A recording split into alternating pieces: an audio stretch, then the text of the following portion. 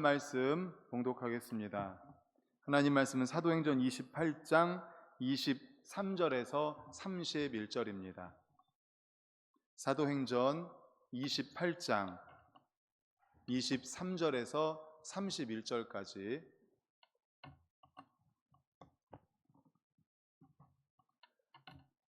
우리 다 같이 23절부터 끝절까지입니다. 같이 읽겠습니다. 시작. 그들이 날짜를 정하고 그가 유숙하는 집에 많이 오니 바울이 아침부터 저녁까지 강론하여 하나님의 나라를 증언하고 모세의 율법과 선지자의 말을 가지고 예수에 대하여 권하더라. 그 말을 믿는 사람도 있고 믿지 아니하는 사람도 있어 서로 맞지 아니하여 흩어질 때 바울이 한 말로 이르되 성령이 선지자 이사야를 통하여 너희 조상들에게 말씀하신 것이 옳도다. 일러스되 이 백성에게 가서 말하기를 너희가 듣기는 들어도 도무지 깨닫지 못하며 보기는 보아도 도무지 알지 못하는도다. 이 백성들의 마음이 우둔하여져서 그 귀로는 둔하게 듣고 그 눈은 감았으니 이는 눈으로 보고 귀로 듣고 마음으로 깨달아 돌아오면 내가 고쳐줄까 함이라 하였으니 그런즉 하나님의 이 구원이 이방인에게로 보내어진 줄 알라. 그들은 그것을 들으리라 하더라. 바울이 온 이태를 자기 셋집에 머물면서 자기에게 오는 사람을 다 영접하고 하나님의 나라를 전파하며 주 예수 그리스도에 관한 모든 것을 담대하게 거침없이 가르치더라. 아멘. 할렐루야. 아멘. 우리 오전에 인사했던 것처럼 감사합니다, 미안합니다, 사랑합니다 하고 인사하겠습니다. 감사합니다, 미안합니다, 사랑합니다, 감사합니다, 사랑합니다, 감사합니다. 네, 오늘은 사도행전 28장 23절에서 31절을 본문으로 담대하게 거침없이 가르치더라 라는 제목의 말씀으로 함께 은혜를 나누고자 합니다. 우리 말씀의 제목 같이 읽겠습니다. 시작. 담대하게 거침없이 가르치더라. 이 말 담대하게 거침없이 가르치더라가 사도행전의 가장 끝의 말이죠. 28장 사도행전이 28장까지잖아요. 그런데 31절의 맨 끝에 담대하게 거침없이 가르치더라. 누가요? 사도 바울이 담대하게 거침없이 가르쳤습니다. 사도 바울은 정말 마지막까지 열정을 다해서 복음을 전한 사람입니다. 그는 미결수의 신분으로 와서 셋집에 살고 있었지만 쇠사슬에 매여 있었기에 집 밖으로 나갈 수는 없었습니다. 그래서 바울은 로마에 살고 있는 유력한 유대인들을 자기 집으로 초청을 했습니다. 셋집으로 초청했습니다. 그래서 인류의 소망이고 이스라엘의 소망인 예수 그리스도에 대해서 그들에게 증거했습니다. 우리도 어찌하든지 복음을 전할 기회를 만들어야 합니다. 성경에도 보면 때를 얻든지 못 얻든지 복음을 전하라고 했잖아요. 주변에 있는 이웃들에게 축하할 일이 있으면 축하하면서 복음을 전하는 겁니다. 위로할 일이 있으면 위로하면서 복음을 전하는 겁니다. 어찌하든지 기회를 얻어서 복음을 전하는 거죠. 유대인들은 다시 모여서 바울의 말을 자세히 들을 날짜를 정했습니다. 복음을 자세히 전할 수 있는 좋은 기회를 얻게 된 겁니다. 우리 23절을 화면 보고 같이 읽겠습니다. 시작. 그들이 날짜를 정하고 그가 유숙하는 집에 많이 오니 바울이 아침부터 저녁까지 강론하여 하나님의 나라를 증언하고 모세의 율법과 선지자의 말을 가지고 예수에 대하여 권하더라. 아멘. 이렇게 날짜를 정해서 그가 유숙하는 집에 많이 와서 바울이 이제 아침부터 저녁까지 하나님의 말씀, 예수 그리스도에 대해서 증언하게 되었습니다. 바울이 아침부터 저녁까지 증언한 것은 무엇인가 하면 바로 하나님의 나라입니다. 말씀해 보면 네 번째 줄, 첫 번째 뭐라고 되어 있죠? 네 번째 줄 처음에 하나님의 나라를 증언했다. 아침부터 저녁까지 강론해서 하나님의 나라를 증언했다라고 말씀을 하고 있습니다. 모세의 율법 또 선지자들의 말을 가지고 시편 또 성경이 증언하는 모든 예언이 예수 그리스도의 탄생과 고난과 죽음, 부활과 죄 사함을 얻게 하는 회개 전파를 통해 이미 이루어졌다라는 것을 증언을 합니다. 그리고 이 일을 이루신 나사렛 예수가 바로 하나님 나라의 왕이시다. 예수 그리스도가 바로 하나님 나라의 왕이시고 메시아라는 사실을 증언을 합니다. 따라서 이스라엘 백성들이 그토록 기다리던 하나님 나라는 이미 도래하였고 복음 전파를 통해 궁극적으로 하나님의 나라가 완성될 것이다 라는 것을 사도 바울은 증언을 합니다. 그러므로 누구든지 자신이 죄인임을 알고 죄를 회개하고 예수님을 구주로 영접하면 성령님이 그 안에 임함으로 하나님의 나라도 그 안에 임한다라는 것을 증거하였습니다. 예수님은 사탄을 이 세상의 임금이라고 인정하였습니다. 성경은 이 세상은 악한 자 안에 처하였다고 하였습니다. 불신자들의 세계는 사탄에게 속하였고 그가 이 세상의 왕입니다.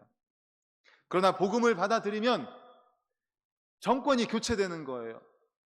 이 세상은 사탄에게 속하였고 악한 자 안에 처하였습니다. 불신자들의 세계는 사탄이 주인이었어요. 그런데 예수 그리스도를 영접하면 어떻게 된다고요? 정권 교체가 이루어지는 거예요. 뭐가 이루어져요? 정권 교체. 예. 사탄이 장악하고 있었던 그 정권이 이제 예수 그리스도로 정권이 교체가 되는 거예요. 주인이 바뀌는 겁니다. 얼마나 감사한 일입니까? 예수 그리스도를 영접함으로 말미암아 사탄의 역사에 있던 죄의 노예에 있었던 그가 바로 예수 그리스도를 주인으로 받아들이게 되는 것입니다.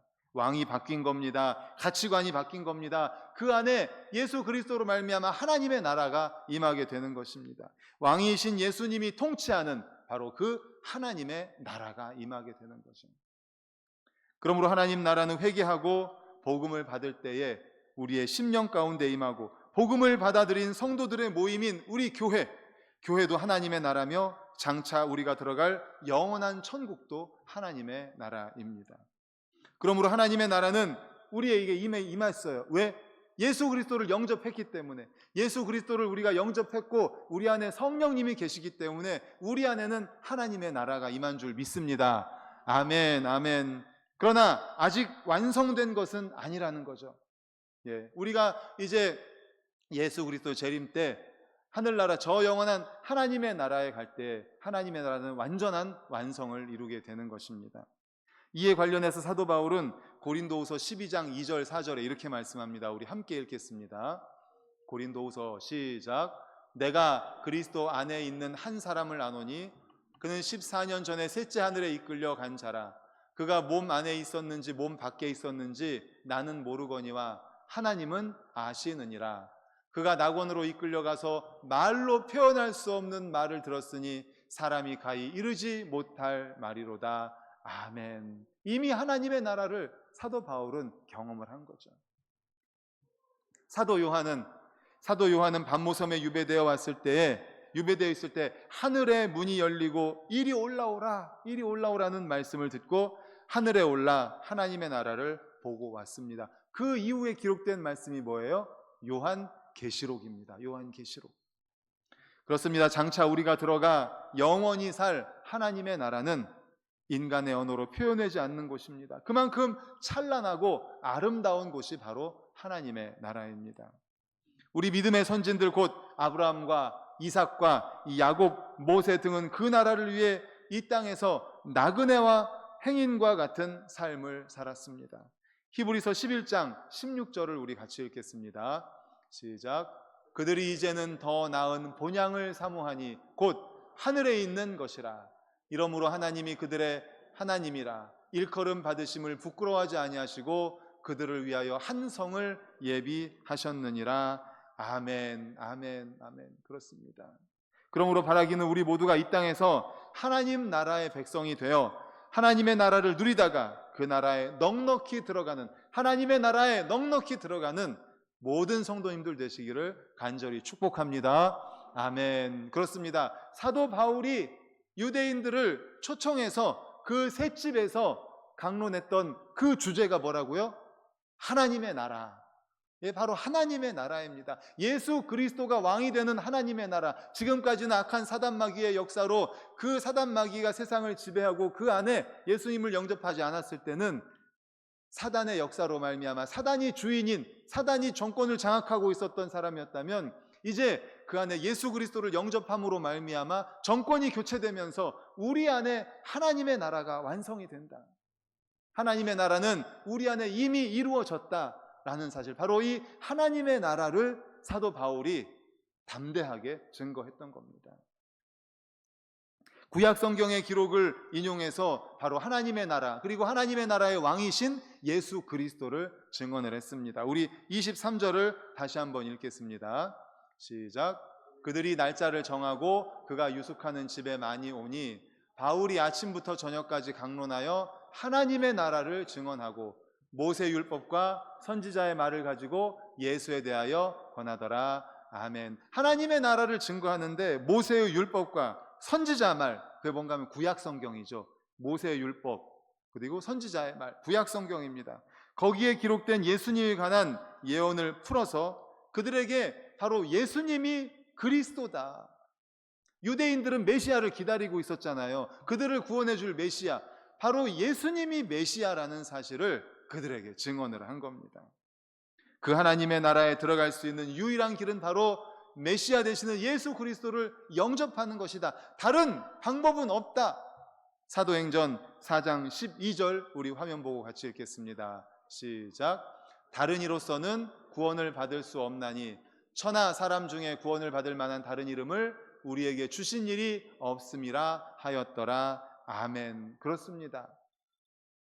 너희들이 기다리던 메시아 바로 예수다. 예수 그리스도가 바로 너희들이 기다리던 메시아다. 바로 이 예수 그리스도를 통해서만이 하늘나라, 하나님의 나라, 사도 바울이 그렇게 외쳤던 하나님 나라를 들어갈 수 있다라는 것입니다. 하나님께서는 이 한 방법, 예수 그리스도라는 한 방법 말고 다른 방법은 주신 일이 없다라는 겁니다. 우리 죄를 사하시고 우리를 영원한 죽음에서 구원하시고 그리고 우리를 살리실 분, 유일한 분 오직 예수 그리스도뿐인 줄로 믿습니다. 아멘. 우리가 바로 그런 사람 아닙니까? 죄의 노예였었어요. 우리의 마음속의 주인이 악한 사단마귀였습니다. 그런데 예수 그리스도를 영접함으로 말미암아 정권이 교체가 되었어요. 그래서 예수님이 주인이 되는, 왕이 되는 하나님 나라가 우리에게 임한 줄로 믿습니다. 아멘. 오직 예수 그리스도, 하나님 나라의 왕이신 예수 그리스도를 영접했기 때문이죠. 다른 방법은 없습니다. 하나님이 우리에게 주신 유일한 방법이 바로 예수 그리스도죠. 예수 그리스도. 사도 바울은 유대인들을 모아놓고 바로 이 예수 그리스도에 대해서 강력하게 증언하는 겁니다. 담대하게 증언하는 거예요. 다른 사람 없다. 다른 방법이 없다. 오직 예수 그리스도다. 예수 그리스도. 우리가 잘 아는 것처럼 구약 성경이 뭐예요? 구약. 옛날 약속이란 뜻이죠. 신약은 뭐예요? 새로운 약속이란 뜻입니다. 누가 우스갯소리로 구약은 한약이고 신약은 양약이라고 했는데 그것 아닙니다. 구약은 한약, 신약은 양약이 아니라 구약은 옛날의 약속. 무슨 약속이에요? 예수님을 보내주시겠다는 약속입니다. 구약에서 모세 율법부터 해서 선지자들의 예언, 누구를 예언한 거예요? 예수님을 예언한 거예요. 너희들이 그렇게 기다리던 메시아, 그분이 바로 예수님이다. 신약은 무슨 약속이에요? 바로 그 예수님이 이 땅에서 우리를 위해서 십자가에 달려 죽으시고 승천하시고 다시 오실 예수님, 바로 그 예수님에 대한 새로운 약속. 그래서 구약과 신약의 총 주제는 하나님의 아들 예수 그리스도를 통해서 죄인을 구원하시는 하나님의 사랑, 바로 예수 그리스도를 통해서 죄인을 구원하시는 하나님의 사랑이라는 겁니다. 그래서 우리 교회가 대한예수교 장로의 합동측 소속이라는 거 아시죠? 대한예수교 장로의 합동측 소속입니다. 우리 합동측 교단의 교단 마크가 바로 그겁니다. 그 초록색 판과 파랑색 판 사이에 십자가가 있어요. 그 바로 구약과 신약 그 사이에 예수 그리스도가 있는 거죠. 구약에서 약속하신 예수 그리스도, 그 예수 그리스도에 대한 새로운 약속, 그 우리 교단 마크, 초록색 판, 파랑색 판 사이에 십자가가 있는 게 바로 우리 대한예수교 장로의 합동측 교단 마크입니다. 그리고 우리 교회는 어느 노회에 소속돼 있어요? 관서노회. 주보를 보시면 주보에 여기 써 있어요. 협력하는 단체 밑에 네모칸 안에 여기에 잘 써 있습니다. 그래서 우리가 항상 기억해 주시면 좋겠습니다. 예, 우리 교단 마크를 보시면서 바로 구약과 신약 그 중심에 예수가 있다. 우리 교단 마크 잘 기억해 주시면 좋겠습니다. 바로 이겁니다. 바로 이 예수 그리스도만이 우리의 유일한 방법이다. 구원을 이룰 수 있는 유일한 방법, 하나님이 주신 유일한 길이라는 사실입니다. 이 사실을 분명히 하시고 항상 우리가 전할 때 누구를 증거해요? 예수 그리스도, 예수 그리스도. 오직 예수 그리스도만 증거하는 우리 모두가 되시기를 축복합니다. 아멘, 아멘. 그런가 하면 세 번째 주시는 메시지가 있는데, 믿음은 아무나의 것이 아니라는 거예요. 우리 24절을 다 같이 화면을 보고 읽겠습니다. 시작. 그 말을 믿는 사람도 있고 믿지 아니하는 사람도 있어. 누가 지금 증거하고 있어요? 사도 바울. 대단한 사도 아닙니까? 정말 기적을 일으켰던 그런 대단한 사도 바울이 증거하는데 믿는 사람도 있고 믿지 않는 사람도 있다는 거예요. 아침부터 저녁까지 강론을 했습니다. 구약의 율법을 가지고 선지자들의 말, 구약 성경을 가지고 예수님에 대해서 증거를 했습니다. 그런데 믿지 않는 사람이 있다는 거예요.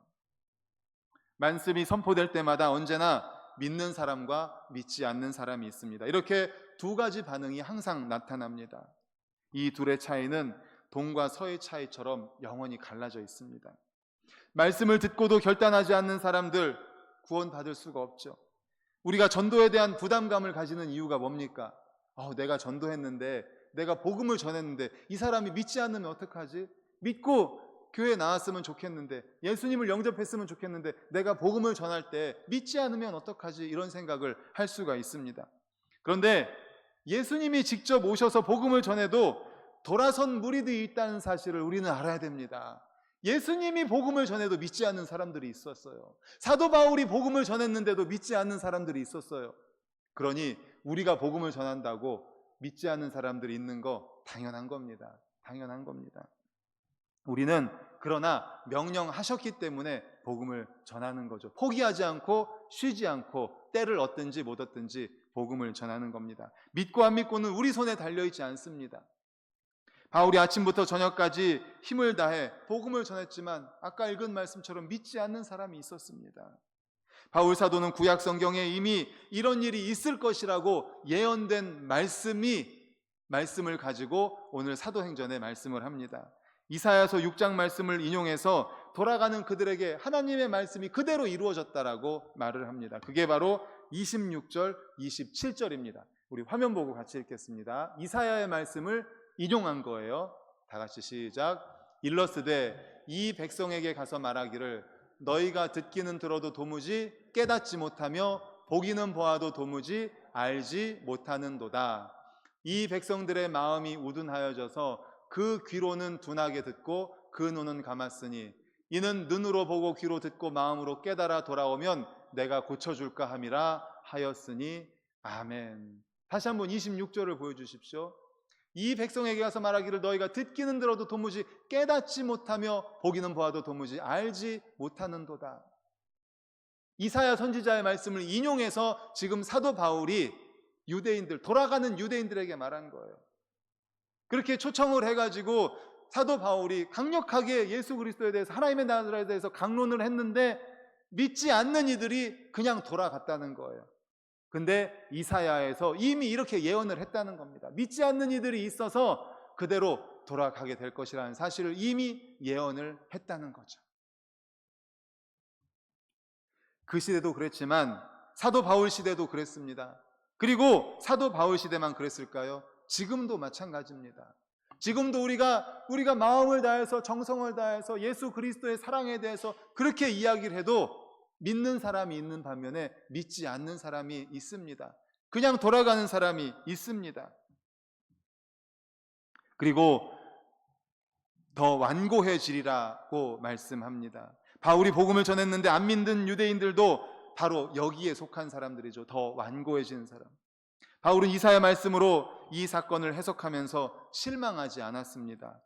갈라디아 6장에 보면 뭐라고 말하죠? 우리가 선을 행하되 낙심하지 말지니 포기하지 아니하면 때가 이름에 거두리라. 믿고 안 믿고는 우리 손에 달려있지 않습니다. 우리는 포기하지 않고 하나님의 말씀을 증거하는 일이 우리가 해야 될 일인 것입니다. 바울인 동족인 유대인들이 복음을 받아들이지 않는 안타까운 모습을 보면서 다시 한번 자기의 소명을 확인합니다. 우리 28절 말씀 다 같이 읽겠습니다. 시작. 그런즉 하나님의 이 구원이 이방인에게로 보내어진 줄 알라. 그들은 그것을 듣으리라 하더라. 아멘. 그래서 사도 바울을 누구의 사도라고 그래요? 이방인의 사도라고 하죠. 동족 유대인들은 믿는 이들도 있었지만 믿지 않고 돌아가는 이들이 있었던 거예요. 그 모습을 보면서 이사야가 이미 그렇게 예언을 했다. 그리고 이렇게 말합니다.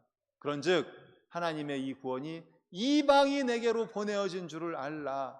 너희들 믿지 않고 돌아가는데 그것을 보니까 이미 이사야 선지자의 예언을 듣고 거기에 나온 것 알겠다. 하나님의 말씀이 우리 유대인뿐만 아니라 이방인들에게도 보내어준 줄 알겠다라는 거죠. 그래서 사도 바울이 이방인의 사도라고 하는 것 아닙니까? 강팍하여져서 복음을 거절하는 모습을 보고 하나님께서 구원의 문을 이방인에게 열어주셨다는 것을 다시 한번 확인하게 된 겁니다. 그래서 바울은 유대인들이 복음을 거부한다고 실망하지 않았습니다. 이방인의 사도로서 복음을 전하여서 수많은 이방인들을 구원을 하게 됩니다. 본문 마지막으로 30절, 31절을 다 같이 화면 보고 읽겠습니다. 시작. 바울이 온 이태를 자기 셋집에 머물면서 자기에게 오는 사람을 다 영접하고 하나님의 나라를 전파하며 주 예수 그리스도에 관한 모든 것을 담대하게 거침없이 가르치더라. 아멘, 아멘. 바울은 이후 2년 동안 자기에게 오는 사람이라면 어떤 사람도 차별하지 않았습니다. 어떤 계층도 차별하지 않았습니다. 어떤 민족도 마다하지 않았습니다. 유대인 아니라고, 이방인이라고 안 돼, 이방인 돌아가십시오 하지 않았습니다. 다 받아들였습니다. 다 받아들였습니다. 유대인, 로마 관리, 군인 모든 사람들에게 복음을 전했습니다. 담대하게 거침없이 가르쳤습니다. 하나님 나라와 하나님 나라의 주인, 왕이 되시는 예수 그리스도에 대해서, 예수 그리스도를 영접할 때 우리가 하나님 나라가 우리 안에 임하게 되고 정권이 교체되면서 우리의 마음속에 하나님 나라가 임하고 그 왕이 되시는 메시아 예수 그리스도가 우리를 다스리게 될 것이다 라는 이 사실, 영원한 생명을 얻게 된다는 사실, 이 사실을 담대하게 거침없이 전했습니다. 사랑하는 우리 모든 성도님들, 그러므로 우리도 마찬가지입니다. 우리가 복음을 증거한다고 해서 100% 다 예수님을 믿느냐, 교회로 나오느냐, 그렇지 않습니다. 그렇다고 해서 실망하지 마십시오. 사도 바울이 복음을 전했는데도 안 듣는 사람이 있었습니다. 이사야 선지자는 이미 예언을 했습니다. 예수님이 복음을 전했는데도 그냥 돌아가는 사람들이 있었습니다. 우리는 명령에 순종해서 그저 복음을 전할 뿐입니다. 실망하지 마십시오. 낙심하지 마십시오. 그리고 특별히 가족 전도를 위해서 포기하지 마십시오. 우리가 선을 행하되 포기하지 아니하면 때가 이름에 거두리라 말씀하십니다. 그러므로 우리도 오늘 사도 바울의 말씀과 같이 담대하게 거침없이 하나님의 나라와 예수 그리스도를 증거하는 우리 모든 성도님들 되시기를 간절히 축원합니다. 아멘. 이 시간에 우리 가서 제자 삼으라 찬양하고